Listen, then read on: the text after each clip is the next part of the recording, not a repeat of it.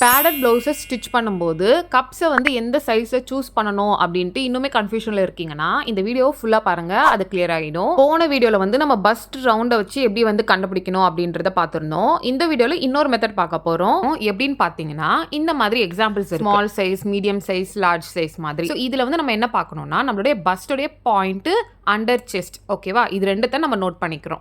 இப்போது ஒவ்வொரு சைஸ்க்கு ஏற்ற மாதிரி தான் நம்மளோட பஸ்டோடைய அளவு சேஞ்ச் ஆகும். ஸோ அதுக்கேற்ற மாதிரி தான் நம்ம ஃபுல்லாக கவர் ஆகிற மாதிரி நம்மளோட கப்பை வந்து சூஸ் பண்ண போகிறோம். ஸோ இப்போது உங்கள் பஸ்ட் பாயிண்ட்லேருந்து கீழே அண்டர் செஸ்ட் வரைக்கும் எவ்வளோ இருக்குது அப்படின்றத நம்ம எப்போவுமே ப்ளவுஸ் மெஷர்மெண்ட் பண்ணும்போது பண்ணுவோம் இல்லையா? அதை வச்சு நம்ம இப்போ கப்ஸ் வந்து சூஸ் பண்ண போகிறோம்.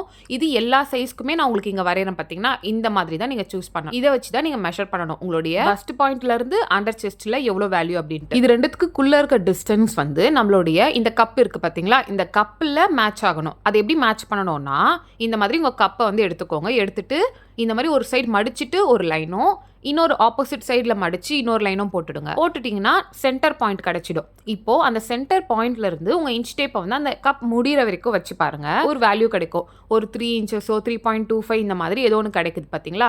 ஸோ இதை வச்சுமே உங்களுடைய கப்பை நீங்கள் சூஸ் பண்ணலாம்.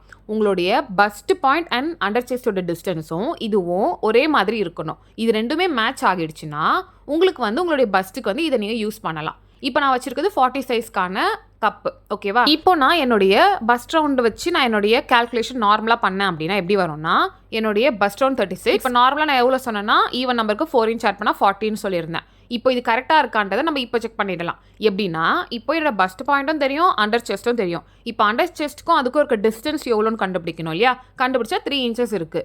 ஸோ இப்போ எனக்கு 3 இன்ச்சஸ் பாடியில் வேல்யூ இருக்குது. அண்ட் நான் இங்கே சூஸ் பண்ண கப்பில் 3.25 இருக்குது. உங்களுடைய பஸ்ட் பாயிண்ட் அண்ட் அண்டர் செஸ்டோட டிஸ்டன்ஸும் இதுவும் ஒரே மாதிரி இருக்கணும். இது ரெண்டுமே மேட்ச் ஆகிடுச்சுன்னா உங்களுக்கு வந்து உங்களுடைய பஸ்ட்டுக்கு வந்து இதை நீங்கள் யூஸ் பண்ணலாம். இப்போ இந்த ரெண்டு மெத்தட்லையுமே நமக்கு வந்து கரெக்டாகவே நம்மளுடைய பஸ்ட்டுக்கு ஏற்ற மாதிரியான கப் ஷேப் வந்து கிடைக்கும். இது ரெண்டுத்தில் ஏதாவது ஒரு மெத்தடை நீங்கள் ட்ரை பண்ணி கப்ஸ் அட்டாச் பண்ணி பாருங்கள். சப்போஸ் உங்களுக்கு கப்ஸ் எப்படி அட்டாச் பண்ணணும் அப்படின்னு தெரியலன்னு நினச்சிங்கன்னா அதோடைய வீடியோவை நான் கீழே லிங்க் பண்ணுறேன். மறக்காமல் நீங்கள் செக் பண்ணி பாருங்கள்.